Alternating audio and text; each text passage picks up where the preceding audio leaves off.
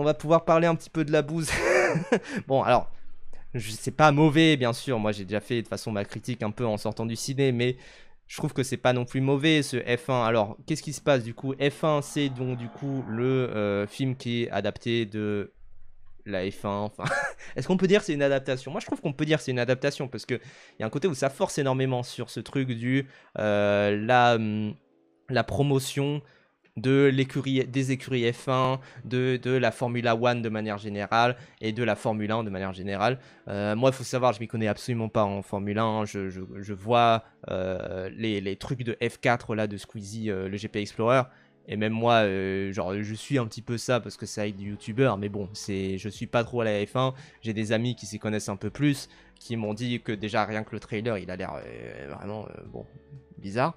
Mais en tout cas, au niveau du film, du coup, c'est un énième film un peu de revanche sur la vie.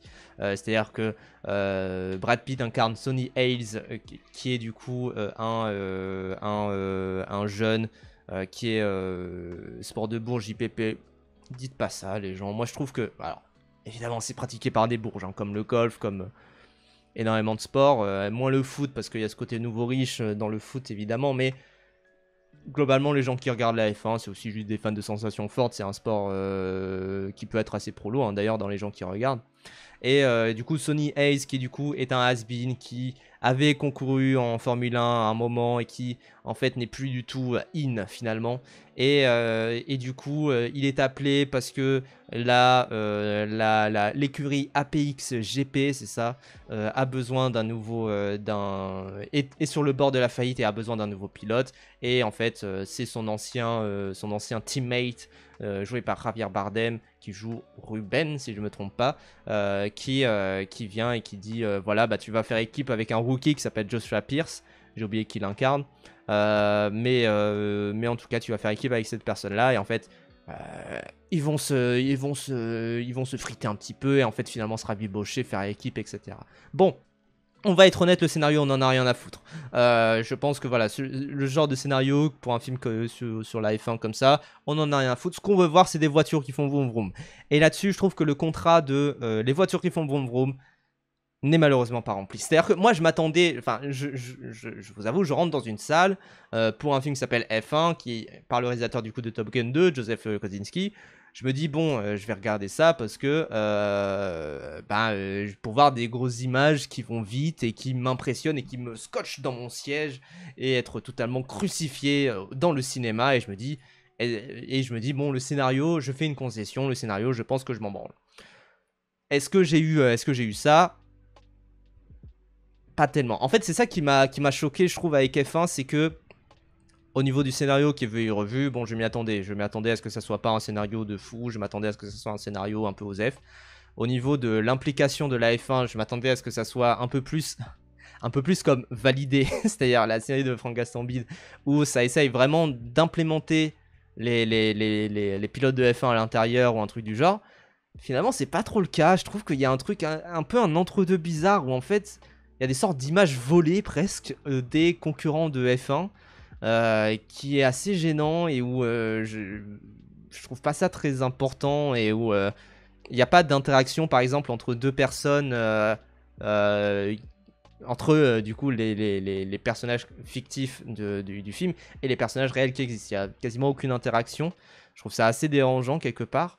Et je me dis, mais il y avait pourtant un terrain pour faire ça. Et je veux dire, t'engages juste les gens pour faire un caméo de 5 secondes et dire 3-4 répliques. Et finalement, il n'y a pas grand chose comme ça. Je crois qu'il y a vite fait des entraîneurs un petit peu, mais c'est tout, quoi.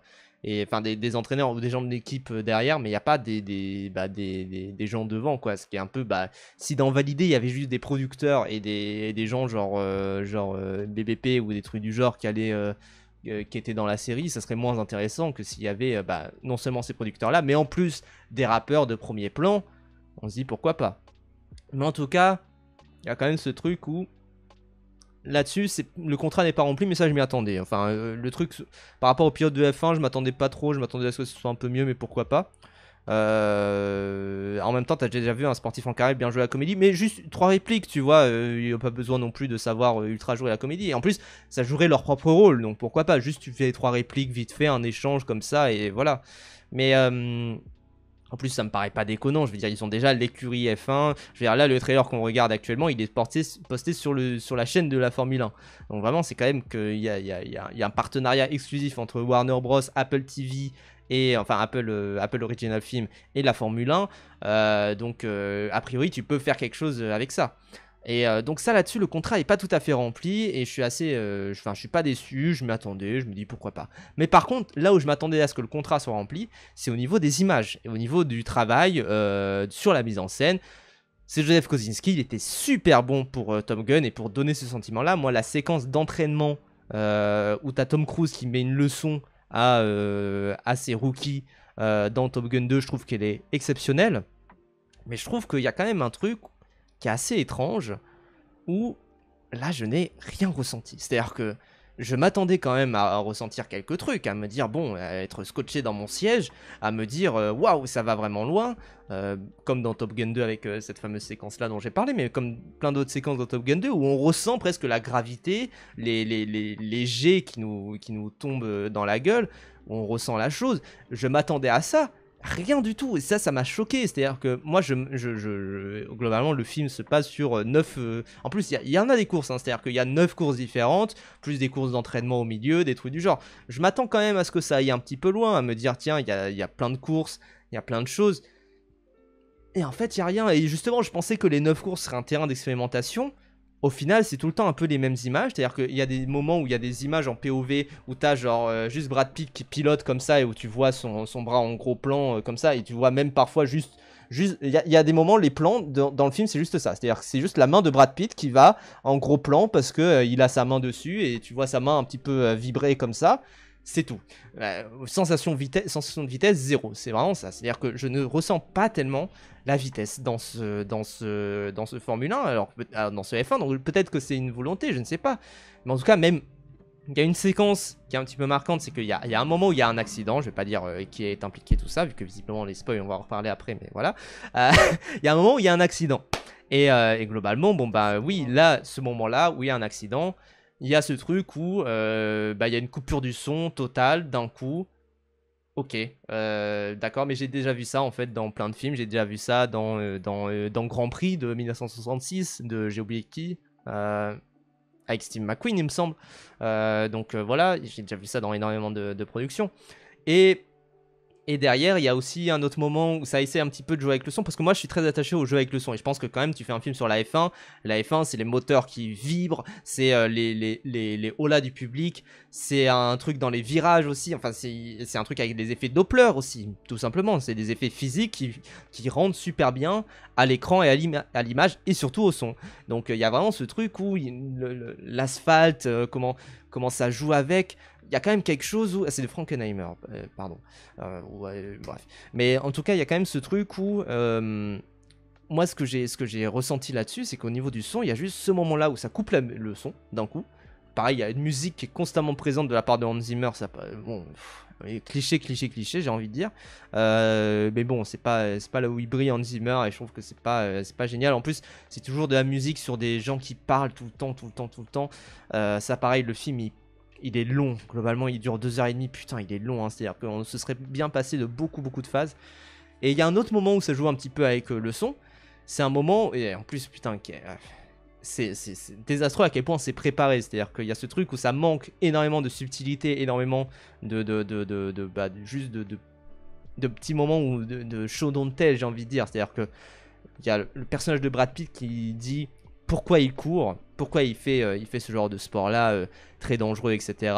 Et il dit en fait ce qui est beau c'est qu'il y a un moment où je suis sur la piste et où d'un coup je ressens, d'un coup j'ai l'impression que tout est silencieux, qu'il n'y a que moi et c'est magnifique. Et il y a un moment qui illustre ça. Super, j'ai déjà vu ça dans Le Mans 66, dans Ford v Ferrari putain comment il s'appelle, en plus j'ai un poster de lui juste à côté, de James Mangold. Donc j'ai déjà vu ça en fait, et c'est le moment le plus beau d'ailleurs de Le Mans 66, c'est un moment qui est absolument incroyable, je trouve qu'il est génial. Mais forcément, bah, j'ai déjà vu ça et j'ai déjà vu plein de. Pareil, il y a des surcuts à des moments, notamment quand il y a le changement de roue, quand il y a des changements de carrosserie, tout ça. C'est très bien vu. Mais ça, j'ai déjà vu ça dans Cars, avec le personnage je crois que c'est Luigi qui fait que changer les roues, tout ça, et qui le fait super rapidement. Et dans Cars, en plus, c'est mieux fait parce que c'est sur un plan serré, et c'est pas avec des avalanches de montage. Mais même les avalanches de montage, je l'ai déjà vu dans Rush, qui est de 2013. Donc en fait, il y a plein de trucs comme ça que j'ai déjà vu dans plein de films précédemment. Ce qui m'a beaucoup dérangé, parce que je me dis, qu'est-ce qu'il a de nouveau finalement ce F1? J'ai l'impression que ce qu'il a de nouveau, ce F1, c'est que il y a la marque F1. Super. Sauf que moi, le problème, c'est que je trouve que FIFA, c'est un super film. Et c'est un super film. C'est un super jeu. FIFA, c'est un super jeu parce que ils ont les noms des joueurs, ils ont les noms des équipes. Mais par contre, je m'amuse beaucoup plus en jouant un rematch. Parce que le rematch, ils ont beaucoup plus focalisé sur le fait d'avoir un pur gameplay, même s'ils ont beaucoup moins de budget évidemment que FIFA, mais sur le fait d'avoir un pur gameplay, et où quand même il se passe plus quelque chose, même s'il y a moins le nom, il n'y a pas le nom des joueurs, il n'y a pas le nom des équipes, etc. Donc je trouve que c'est le genre de comparaison que je ferais, c'est-à-dire que je préférerais 100 fois plus un film de voiture, comme je vois que Poisson mentionne juste ici Initial D. Initial D, c'est un film de voiture techniquement, et qui quand même te donne une sensation de vitesse assez déroutante. Mais tout comme par exemple Speed Racer, voilà, pour énerver Poisson, parce que je sais qu'il aime pas Speed Racer, mais Speed Racer te donne une sensation de vitesse qui est totalement folle, et pourtant il n'y a aucune marque, il n'y a rien, il n'y a pas d'essai il n'y a pas d'essai de réalisme là-dessus, j'ai envie de dire. Il y a la marque Speed Racer techniquement, mais bon. Mais en tout cas, je trouve qu'il y a quand même ce truc où ce qui différencie F1 par rapport à d'autres films qui parlent de voitures qui vont vite et qui font vroom vroom, c'est que là, il y a les marques. Sauf que bon, dans Cars, j'ai plus cette sensation de vitesse. Je trouve qu'il y a un message encore plus beau dans Cars sur justement ce côté où on en parlait précédemment, ce côté le relais de génération. Dans Cars, je trouve ça absolument magnifique. Et dans F1, sans vouloir trop spoiler, le message est inverse. Ce qui m'a beaucoup dérangé finalement. C'est-à-dire que je trouve que il y a un truc dans ce message de F1 que je trouve absolument dégueulasse. C'est-à-dire, je ne comprends pas pourquoi ce personnage-là, qui est absolument horrible tout du long, réussit à s'en sortir, réussit tout ce qu'il entreprend. Alors que dans Cars, il y a un truc où il y a une leçon qui est apportée, il y a quelque chose qui est beau là-dedans, dans ce qui se passe, et où dans Cars, il y a un message qui est beau. Et moi, la fin de Cars, je vous avoue, elle me fait pleurer. Moi, la fin de Cars, je trouve qu'il y a quand même un truc qui se passe et où il y a beaucoup de gens qui sous-estiment Cars, qui disent que c'est un très mauvais Pixar, qui disent que c'est très... le trailer, il a la voiture, il aura la femme. Oui, c'est ça, mais c'est exactement ça. Pareil, le traitement de la femme dans F1, les gens se plaignaient de 28 ans plus tard. Le traitement des femmes dans F1, bon, elles sont derrière, elles font les trucs techniques, mais elles font rien d'autre. Bon, c'est aussi représentatif d'une misogynie certaine, je pense, dans le milieu de la F1, où c'est beaucoup des hommes dans les F1 et des femmes qui sont derrière. Et encore une fois, c'est un peu des exceptions, tout ça. Bon, des trucs du genre, c'est vraiment dégueulasse. Mais je trouve que moi personnellement, revoyez Cars, parce que je trouve qu'il y a quand même un truc où Cars, je sais qu'il est vraiment vu comme un très mauvais Disney, un très mauvais Pixar, un très mauvais ce que vous voulez, et comme un film qui est juste un film de divertissement comme ça. Non, justement, Cars, c'est ultra pertinent par rapport à l'époque à laquelle c'est sorti. Cars, il sort en 2006, c'est l'année de rachat de Pixar par Disney. Et en fait, je trouve qu'il a une signification d'autant plus grosse aujourd'hui, à l'heure actuelle, en 2025, qui ne l'était lorsqu'il était sorti. C'est-à-dire qu'à l'époque, Cars, c'est du coup un film de John Lasseter. John Lasseter, c'est un des fondateurs de Pixar. Bon, il a mal fini, bien sûr. Mais il y a quand même un truc où... c'est un film qui est très cher à John Lasseter. Et John Lasseter, comme c'est un des fondateurs de Pixar, en voulant parler juste de course automobile, parce qu'il aime bien les courses automobiles, il parle aussi de son propre studio, tout comme Toy Story parlait de son propre studio. Toy Story, ça parle d'un vieux rookie assez démodé, style cowboy, pour faire un peu référence au western, qui se fait dépasser par un nouveau jouet de science-fiction, qui est tout équipé, qui a tous les meilleurs matériels, et au final, la conclusion, c'est qu'il faut travailler ensemble.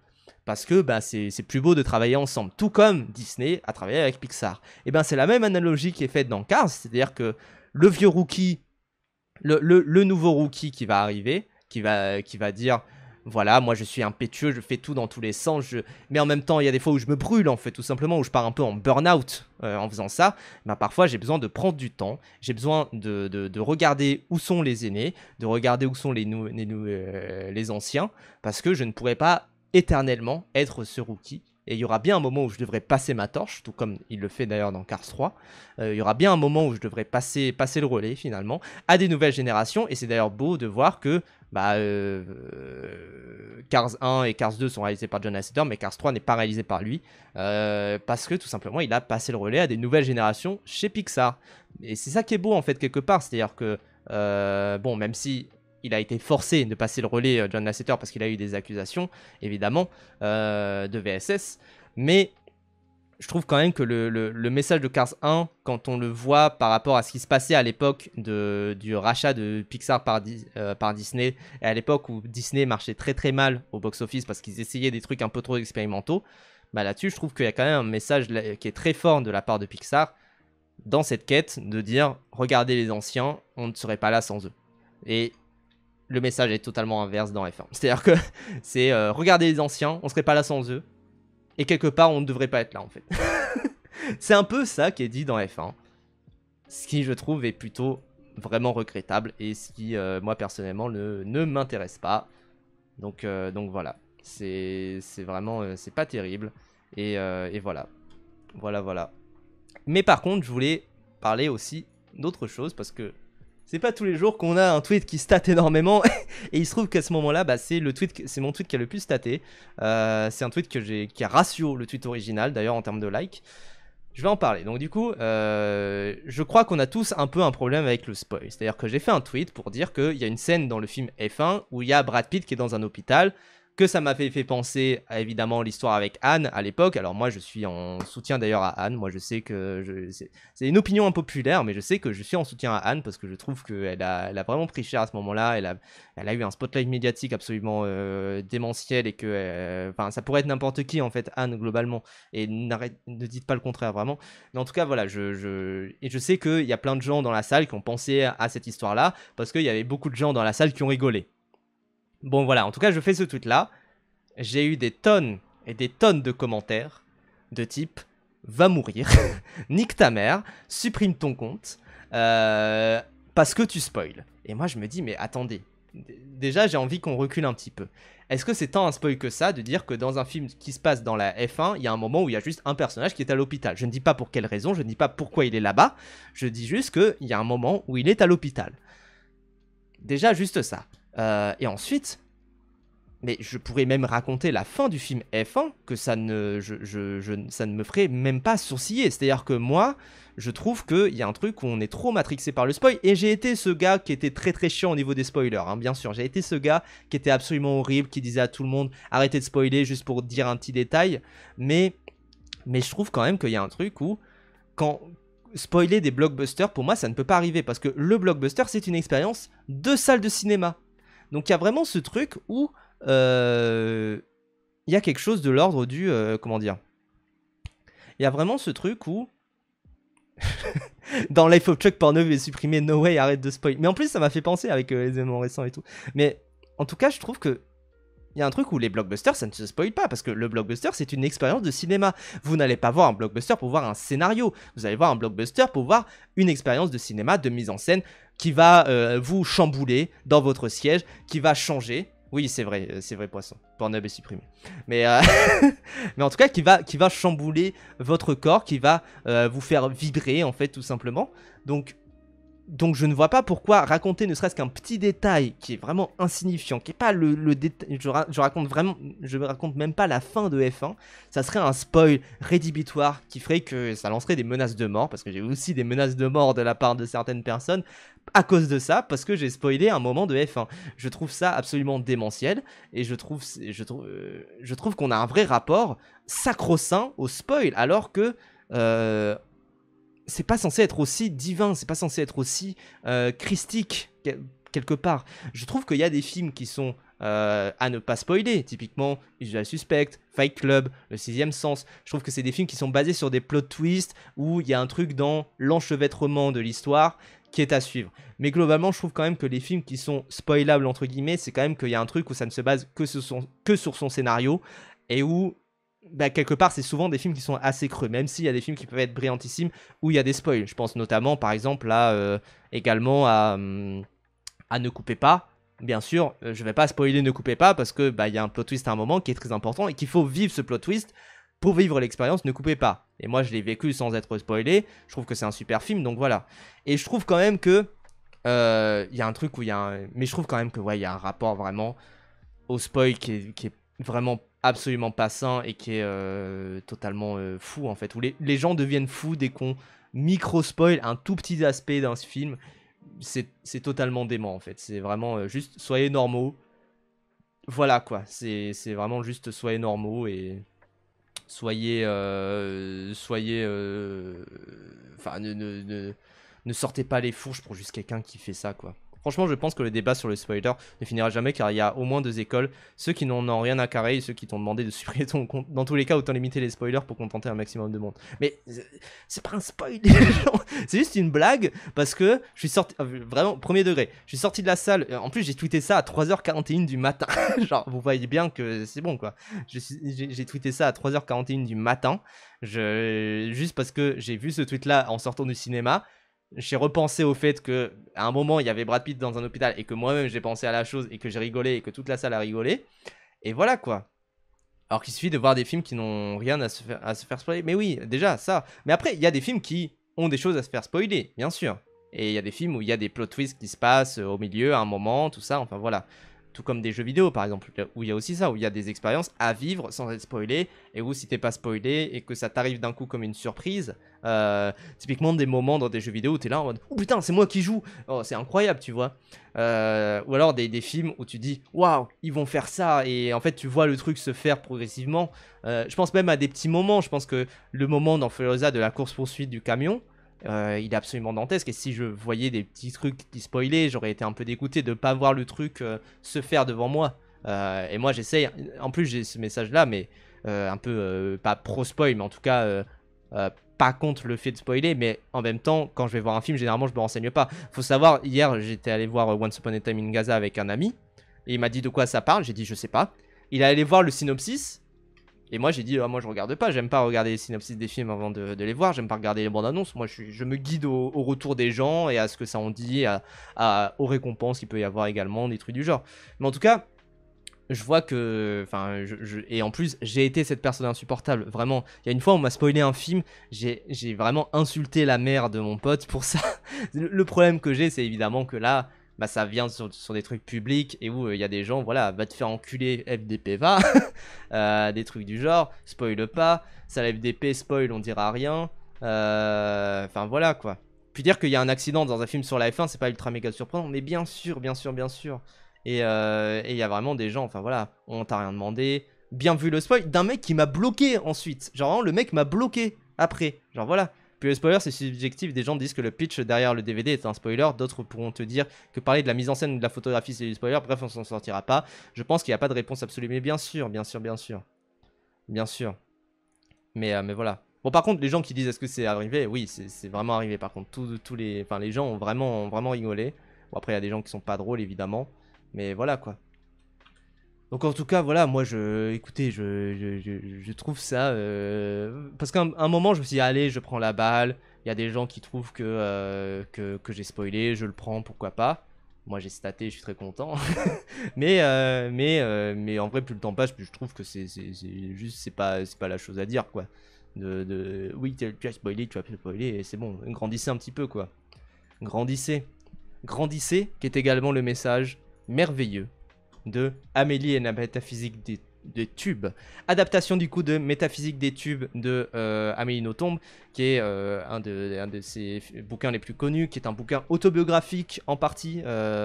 Et globalement, il y a ce truc où... Moi, c'est un bouquin que j'avais lu quand j'étais gosse, quand j'étais au collège, je crois, parce que c'était... Il fallait le lire pour le collège, enfin voilà, je sais plus si c'était au collège, lycée, un truc du genre. Mais en tout cas, du coup, c'est un film qui passe du coup au Japon pendant les 0 à 3 ans de Amélie Nothomb. Avec donc du coup l'exploration de sa personne, de sa personnalité. Au départ, elle se voyait comme un tube qui est un tube digestif parce qu'en fait, elle était au stade de légumes en fait, de ses 0 à 2 ans et demi. Et après, du coup, elle a appris à vivre, elle a appris à avoir des émotions. Et c'est ça que montre le film. Et ce qui est absolument magnifique. Moi, je trouve que c'est... Vous savez, à chaque fois, chaque année, il y a le Life of Chuck, qui est le film sur l'ode à la vie, l'ode à l'amour, qui est là, qui existe. Et à côté, il y a le Perfect Days, qui est le vrai film sur l'ode à la vie et l'ode à l'amour, qui fait vraiment pleurer, qui est vraiment rassembleur et qui est vraiment absolument magnifique.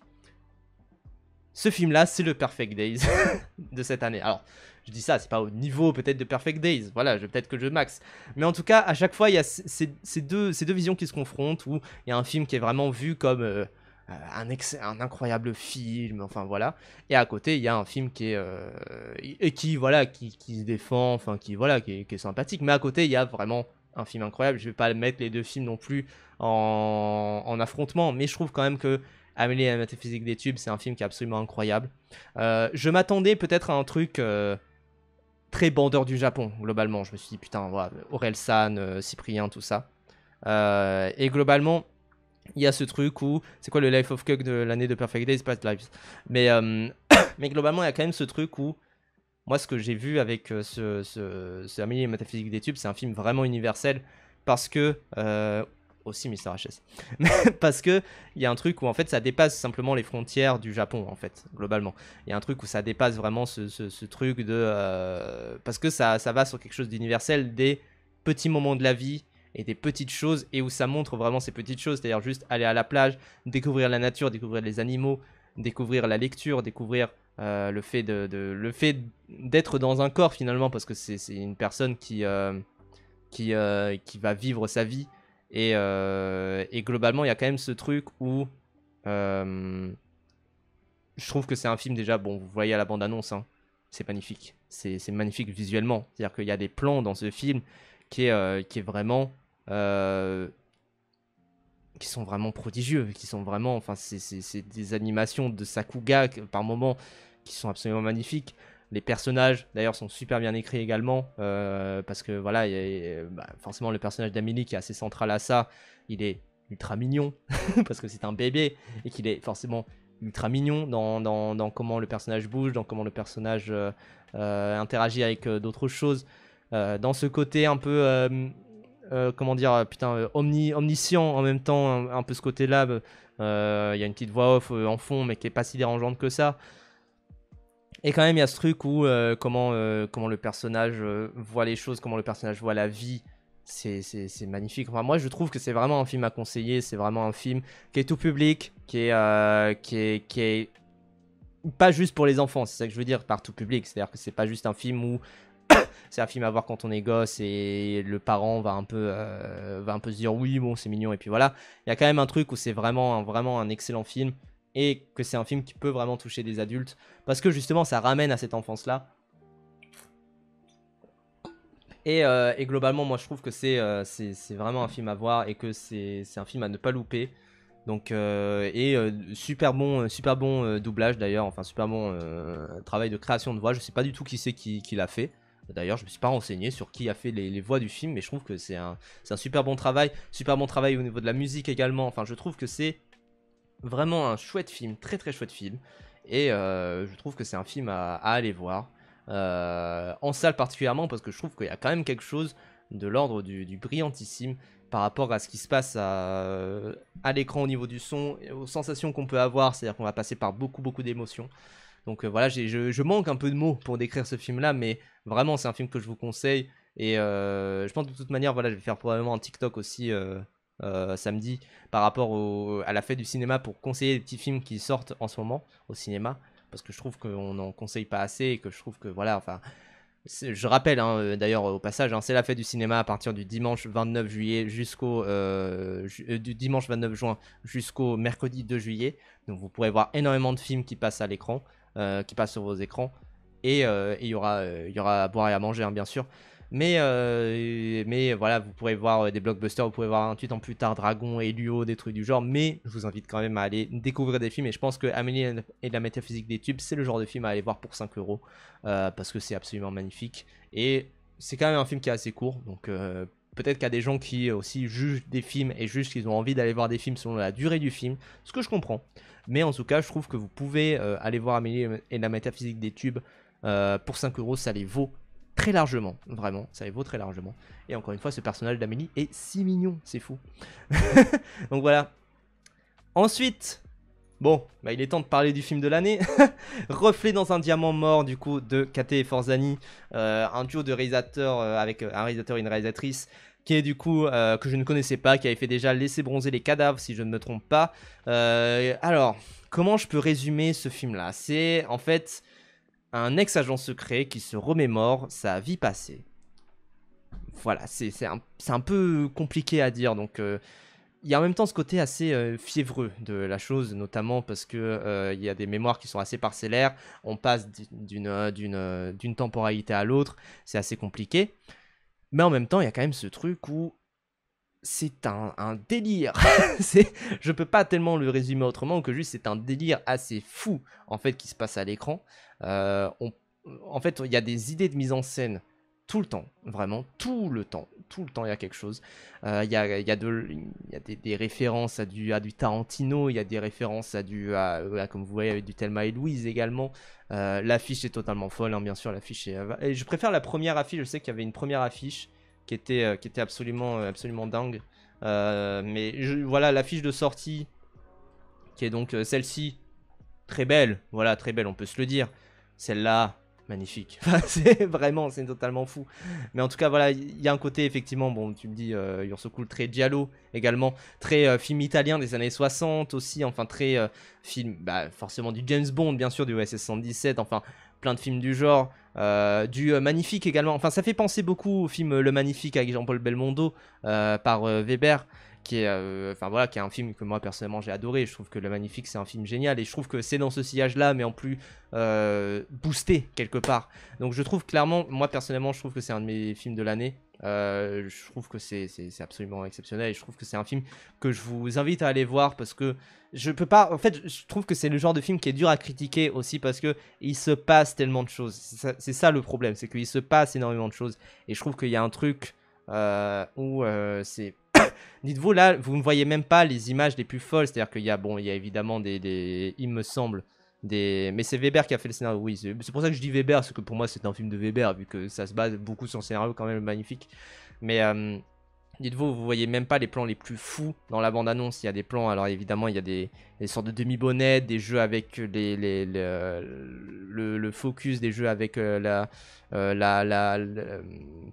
mise au point, des jeux avec là où les personnages se placent. Enfin voilà, là il y a une demi-bonnette dès le départ. Enfin, il y a plein de trucs du genre où je trouve que la bande-annonce ne vend même pas tous les plans les plus fous. Et à chaque fois, chaque plan est plus fou que le précédent. C'est vraiment ce genre de film-là.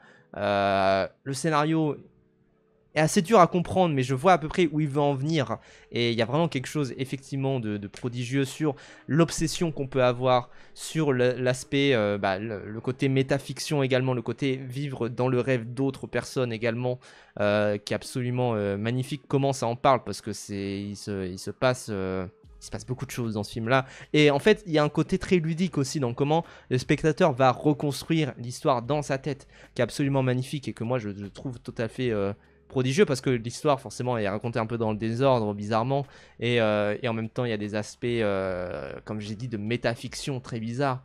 Mais moi, je trouve que c'est vraiment un super film. Et voilà, j'ai pas vu du Kate Farzani. Moi, de ce que je sais, c'est que Kate Farzani, généralement, c'est pas... Il y a des gens qui trouvent que c'est pas génial d'autres films qu'ils ont pu faire. Moi, je trouve que c'est vraiment génial, quoi. N'empêche, entre l'étrange couleur des larmes de ton corps, laisser bronzer les cadavres et celui-là, ils sont forts pour trouver des noms. Tout à fait. Non, mais à chaque fois, ils ont des titres assez percutants. Refait dans un diamant mort, c'est génial, je trouve. Même si, alors, c'est un truc, je vais en reparler après pour Once Upon a Time in Gaza. Ce qui est chiant, c'est que du coup, tu ne peux pas prononcer le titre sur certaines plateformes parce que le mot mort est banni sur TikTok, sur d'autres, tout ça. c'est un peu dommage. Et c'est banni dans le sens où, alors peut-être que moi je suis vraiment flag par le bottu de TikTok, je sais pas, mais moi en tout cas j'ai vraiment ce truc où j'ai des moments où juste je dis le mot connerie et le TikTok est retiré. Et où je dois du coup retravailler le TikTok pour l'enlever. Donc il y a vraiment ce truc, et le mot mort en fait partie également, enfin bref. C'est très Argento les titres, les noms d'animaux en moins, tout à fait. Mais en tout cas je trouve que, effectivement, très bon titre. Le titre plus l'affiche m'a ultra vendu le film. Et je trouve que c'est vraiment génial à ce niveau-là. Donc vraiment, moi je trouve que c'est un film vraiment fou. Et comment ça parle même de l'amour, comment ça parle de plein d'aspects de la vie. Je trouve que c'est vraiment assez dingue. Donc ouais. Le mot mort, sérieux, bah oui les gens. Malheureusement, c'est TikTok. Hein. TikTok, Insta, tout ça, c'est ça qui est chiant. Ah oui. Alors, j'ai été gentil en sortant de la salle hein, dans ma critique, mais bon.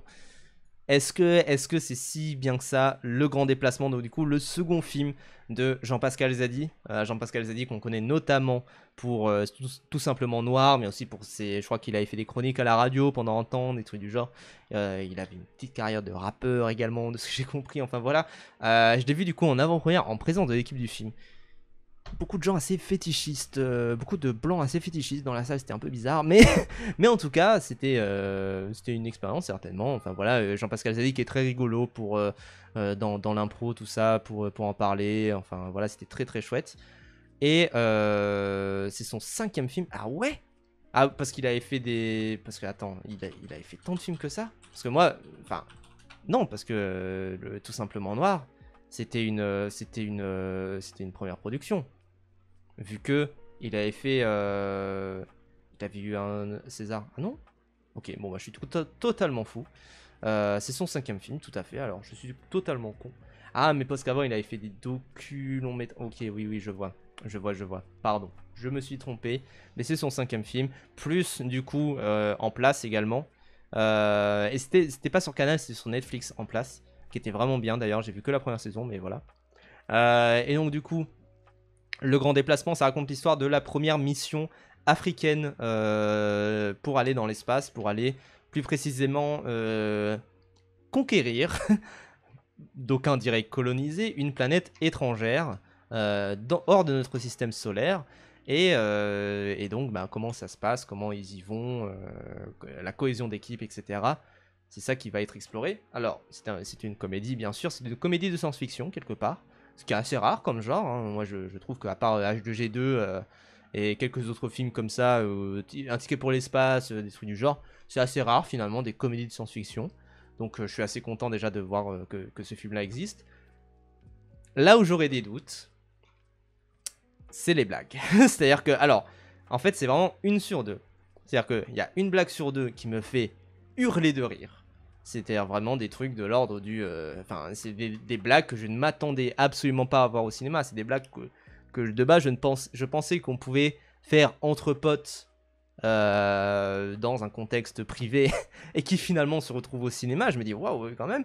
Et qui en plus sont super bien écrites et qui en plus vont super loin. Et qui en plus ont des réflexions d'ailleurs politiques. Hein. Notamment des blagues sur la colonisation, sur l'esclavage, sur les différences entre les peuples, tout ça. Tu dis, waouh, putain, ça va loin. Et derrière, il y a d'autres blagues où je me dis, bah, où est-ce que tu vas? C'est un peu ça le problème. Donc, c'est un peu ça où je trouve qu'il y a vraiment un gros problème de rythme globalement dans le film, qui est assez perturbant. C'est-à-dire que je trouve que le film parfois va trop vite, parfois prend trop de temps. Parfois il manque du temps, je trouve, globalement au film, parce qu'autant les scènes où ça passe trop de temps, je les comprends et je vois à peu près où elles veulent en venir, mais je trouve que c'est le contraste surtout entre les scènes où ça prend beaucoup son temps, qui sont très bien, pourquoi pas les mettre là, et en même temps les scènes où ça va beaucoup trop vite, quoi. C'est ça le truc, et les vannes s'enchaînent. Il manque enfin, les scènes sont un peu trop comment dire, didactiques, on va dire. Enfin, c'est vraiment ça le problème. je trouve que voilà, il manque quelque chose, enfin, il y a un problème, je trouve, au niveau du montage, particulièrement du film et de certaines blagues. Et on le sait, hein, en humour, c'est le montage qui fait tout. Hein. En humour, ça peut se jouer à quelques images près, à quelques mots près, des trucs du genre. Mais je trouve que c'est pas un film qui est particulièrement mal écrit, mais je trouve que c'est peut-être un film mal monté. J'ai en tout cas cette impression-là. Et je trouve qu'il se termine un peu en queue de lapin aussi, d'ailleurs, le film. Mais voilà, c'est quand même un film sympathique. Il y a des vannes qui me font rire. Je sais pas si c'est à rattraper au cinéma nécessairement. Parce que voilà, c'est pas un film qui m'a non plus propulsé dans mon siège. Plus que F1, mais c'est pas non plus un film qui m'a propulsé dans mon siège. Et je trouve quand même qu'il y a ce truc où. Ouais, il manque des choses. Enfin voilà, c'est un film à rattraper sur Discord avec des potes. Et c'est très bien à ce niveau-là. Mais en salle, c'est peut-être à passer un petit peu. C'est pas non plus le film du siècle. Contrairement à Once Upon a Time in Gaza, des frères Tarzan et Arab Nasser, que je ne connaissais pas, je connaissais pas leur travail avant. Alors, oui, j'ai parlé de James Bond déjà, tout à fait. Once Upon a Time in Gaza, donc du coup, c'est. Alors, comme son nom l'indique un petit peu, même si c'est peut-être juste moi qui surinterprète, Once Upon a Time in Gaza, bon, bah, ça fait penser à Once Upon a Time in the West, Once Upon a Time in America, donc des films de Sergio Leone. Il y a un côté un petit peu western dans ce film-là. Il y a un côté un petit peu particulièrement. Il y a une scène, parce que. Non, je vais rien dire. Mais il y a une scène dans un bar qui est vraiment filmée comme une scène dans un salon. C'est un peu ça. Et globalement, bah, je connaissais pas du tout ces deux réalisateurs. Mais ce que je sais, c'est que là, ils ont fait un pur chef-d'œuvre, vraiment un film absolument génial. Alors, ça raconte du coup. Alors, si je devais y aller, ça raconte du coup l'histoire entre deux amis. Qui s'appellent du coup Yaya je sais pas comment ça se prononce exactement, Yaya, avec Osama du coup, qui sont du coup deux dealers qui se rencontrent du coup aux alentours de 2007 et qui commencent un petit peu à faire leur trafic dans leur coin, et en même temps à vouloir se retirer. Plus tard du coup, ils rencontreront un flic corrompu qui va les mettre dans le mal, et en même temps Yaya du coup va se mettre à tourner pour un film, un des premiers films qui se passe, le premier film d'action qui se passe à Gaza, qui est tourné à Gaza. Donc voilà. Et donc bah là où c'est particulièrement génial, c'est que bah déjà bon, vous savez, il y a un contexte autour de Gaza. Qui pareil, j'ai pas dû prononcer Gaza sur TikTok parce que il me semble que c'est Shadowban tout ça, et je préfère que mon message soit vraiment vu et que y a vraiment ce truc où ça soit comment dire, où ça soit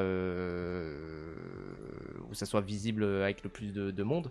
Là où c'est génial, c'est que bon, comment ça, en fait, il y a un côté très la vie continue, je trouve, dans ce film-là, qui m'a vraiment beaucoup intrigué. C'est-à-dire qu'il y a ce truc je trouve que, enfin, on parle énormément évidemment de Gaza pour son contexte de guerre, pour son contexte des bombardements, de la colonisation, de l'embargo, du nettoyage ethnique qu'il y a là-bas. Mais il y a un côté aussi où juste il y a des gens qui vivent leur vie là-bas et qui peuvent vivre. Moi, c'est ce que je vois aussi particulièrement sur TikTok, avec des gens qui sont, bah, par exemple, il y a un TikToker assez reconnu de ce que j'ai compris sur TikTok, qui est un gamer en Palestine.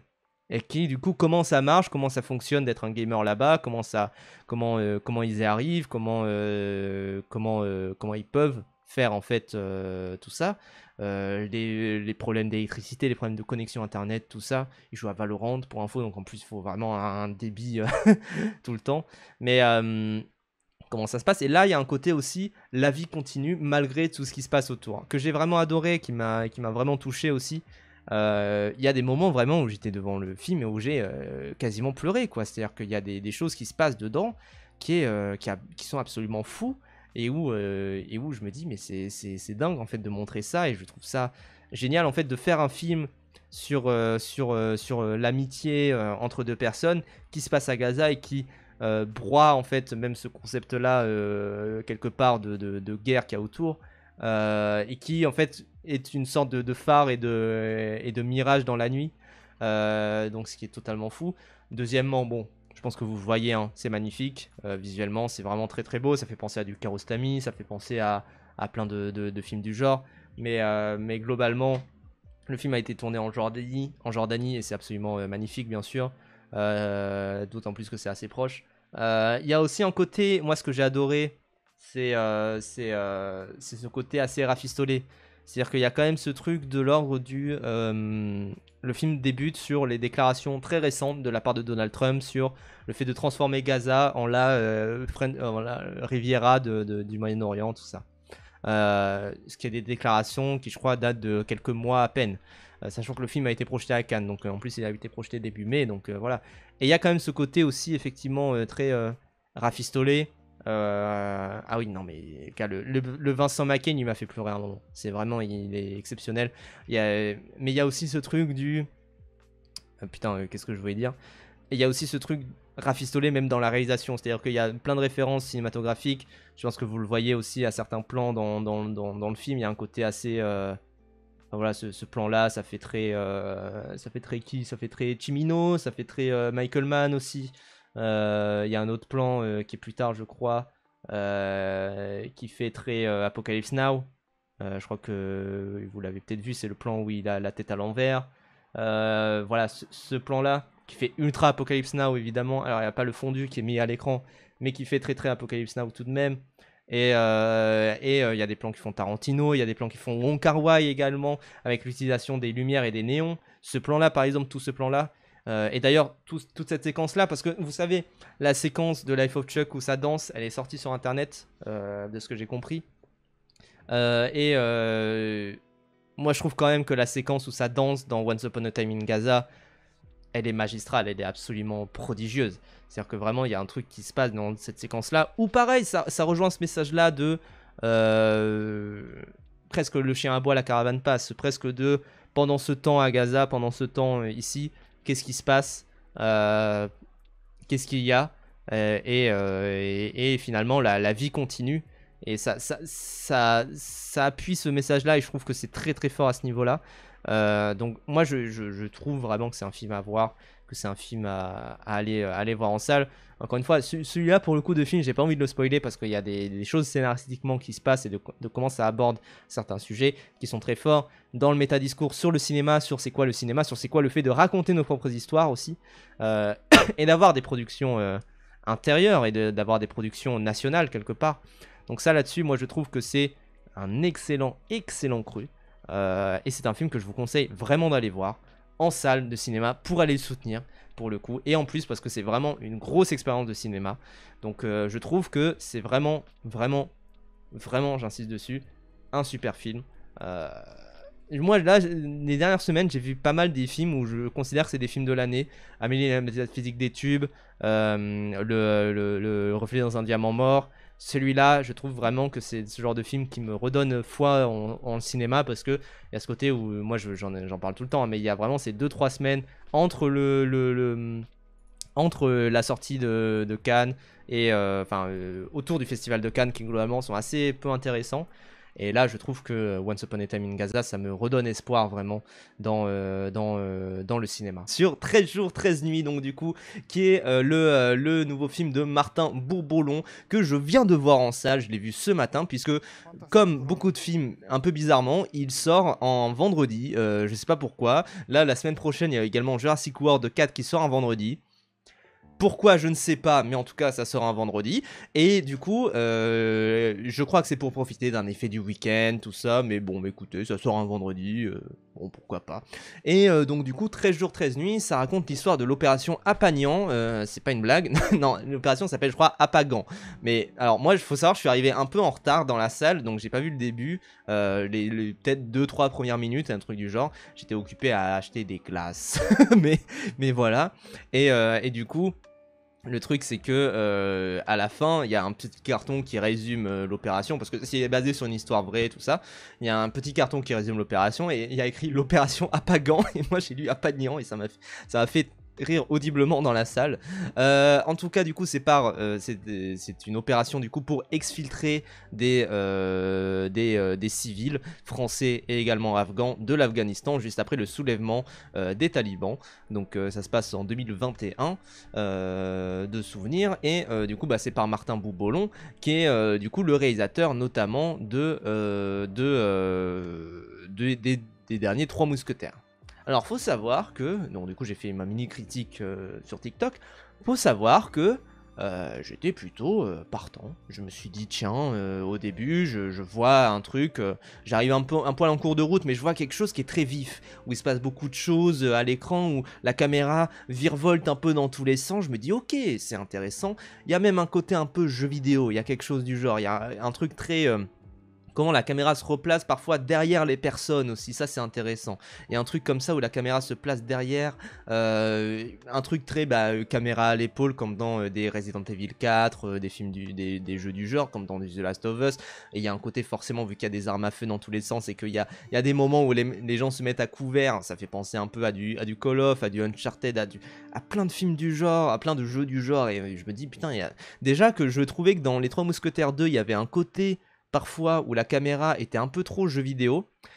Là, il y avait déjà de ça, mais quelque part comme ça va à fond là-dedans. Je me disais, ok, pourquoi pas. Il y a quand même quelque chose à jouer là-dedans. Alors je regarde juste si... Oui, c'est bon, vous entendez pas le ventilo, pardon, parce que comme je l'ai déplacé, je me suis dit, ok. Mais il y a quand même quelque chose du genre où je me dis... Comme ça va à fond là-dedans, pourquoi pas. Et donc les 10 premières minutes, je suis vraiment dedans. Je me dis, ok, il y a un truc. Il y a en même temps un tissu politique, évidemment, avec... ils doivent brûler des documents, ils doivent faire en sorte qu'ils ne soient pas trouvables, ils doivent gérer dans l'urgence. Il y a de l'action, bien sûr, et il y a un mélange comme ça qui est vraiment bien fait, qui est vraiment bien pensé.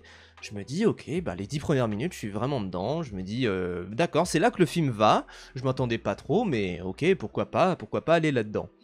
Et finalement, en fait, ça construit du coup une tension qui est constante, qui monte.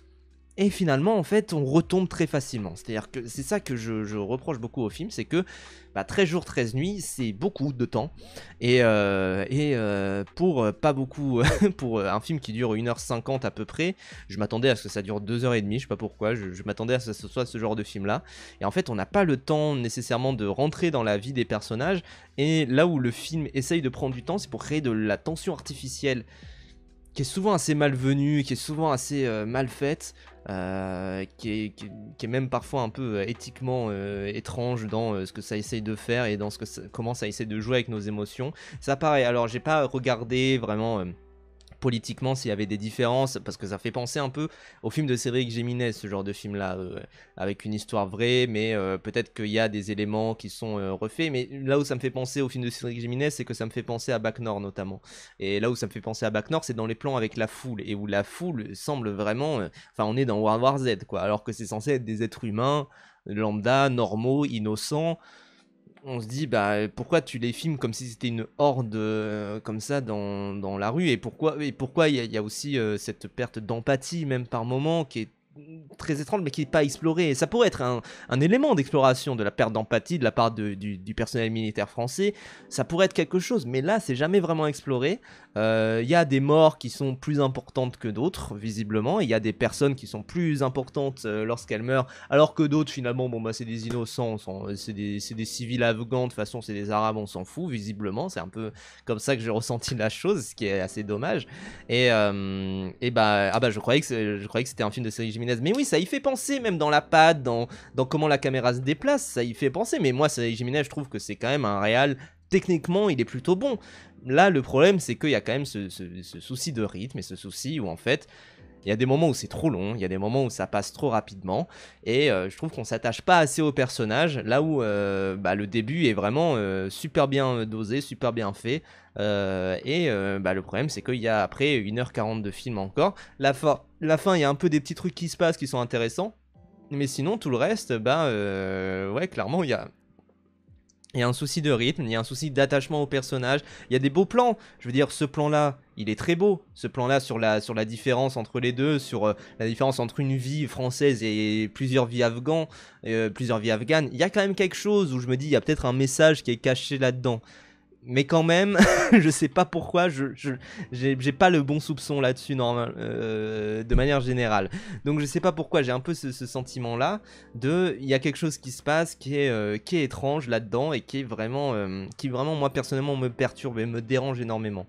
Donc C'est pour ça que moi je trouve que par contre c'est plutôt bien filmé, il y a une belle colorimétrie, il y a une belle photographie, enfin c'est pas dégueulasse. Bon, ça fait penser à du Argo, ça fait penser à les films qui se passent en Arabistan, qui sont un peu du même genre. Mais quand même, il y a ce truc où je trouve ça plutôt bien filmé, je trouve ça plutôt bien fait. Le son est plutôt bien traité, ça c'est quand même un truc, c'est mieux traité que dans F1, ça m'a vraiment choqué. Mais le son est plutôt bien fait. Petit bémol sur la musique qui est vraiment trop présente, je trouve, trop là pour appuyer et que des musiques comme ça pour faire une sorte de montée en tension. Franchement, on s'en fout un peu. Est-ce que ça m'intéresse tant que ça? Voilà quoi, c'est un peu ça le problème. Mais tout de même, je trouve que c'est pas un film non plus qui est déplorable, mais si on regarde que les 10 premières minutes. Enfin voilà. Comme les filtrés que je sais avoir vu, mais alors aucun souvenir. Bah je l'ai pas vu moi personnellement, mais en tout cas, je trouve qu'il y a des films plus intéressants à ce niveau-là. J'ai dit Argo, mais évidemment Zero Dark Thirty également. Enfin, il y a vraiment ce truc où au niveau du regard qui est apporté, j'ai pas vu des trucs nouveaux. J'ai vu des Arabes et des Français, comme dans beaucoup de films du genre. Et avec les méchants Arabes, les gentils Français, je me dis, bon, est-ce que c'est si intéressant que ça? Pareil, il y a des questions de nationalité, des questions d'ensauvagement entre guillemets qui me paraissent assez étranges et où voilà, j'ai pas envie de faire le full gauchiste, ça se trouve j'ai pas tous les détails, j'ai pas tout ce qui se trame, mais voilà, je trouve qu'il y a des questions assez étranges qui sont traitées. Il y a des vies qui sont plus importantes que d'autres, ce qui généralement est un peu mauvais signe, et je trouve ça assez déplorable. Comment sont dépeints les talibans dans le film? Est-ce qu'il y a des dissidences entre eux? Oui, il y a des dissidents talibans, ce que je trouve un peu intéressant, mais en même temps j'ai l'impression que c'est pour dire c'est pour un peu donner une caution et de dire attention, tous les talibans sont pas comme ça.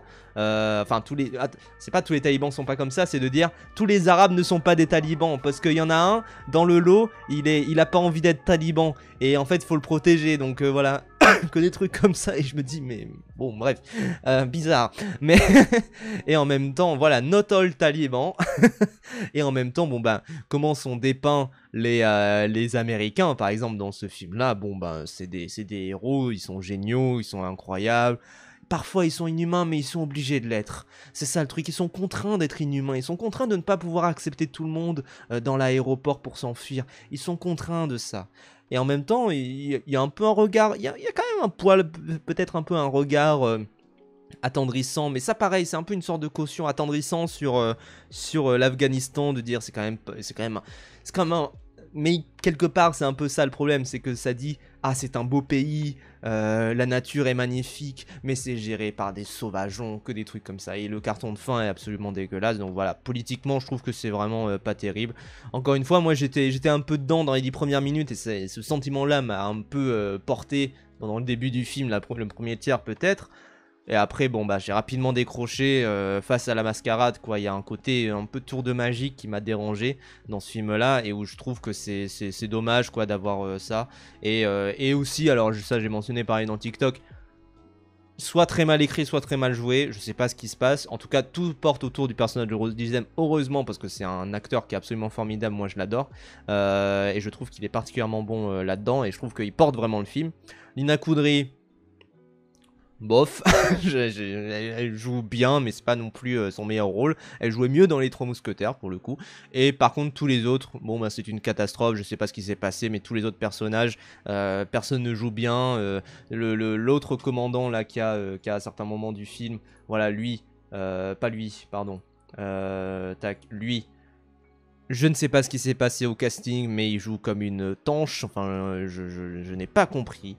Donc voilà, c'est parce qu'elle sort avec ton crush que tu la détestes. Mais non, je suis fan du Barça, pourquoi j'aimerais Benzema? mais en tout cas, en plus elle se marie avec Benzema, j'ai lu ça récemment. Mais en tout cas, voilà, moi je trouve que c'est pas non plus le film du siècle, c'est vraiment pas génial.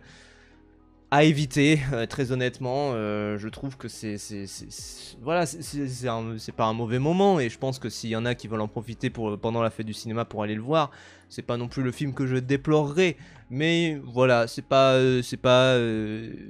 ce que je trouve dommage avec cette fête du cinéma quelque part, mais bon, je vais pas m'en plaindre, c'est que ça manque peut-être un peu de blockbuster en ce moment, qui soit vraiment très très honnête. Alors il y a Mission Impossible 8 qui est encore en salle, dans certaines salles, mais F1 m'a un peu déçu à ce niveau-là. 13 jours 13 nuits me déçoit un peu, même si ça fait quand même des belles images. Donc voilà, il manque un petit peu pour moi de ce genre de film là qui soit vraiment grand public, même s'il y a 28 ans plus tard, qui pour moi sauve un petit peu la mise, mais qui est peut-être plus expérimental et moins blockbuster classique. Un truc du niveau même d'un Dune, par exemple, je l'aurais pris quand même pour cette fête du cinéma.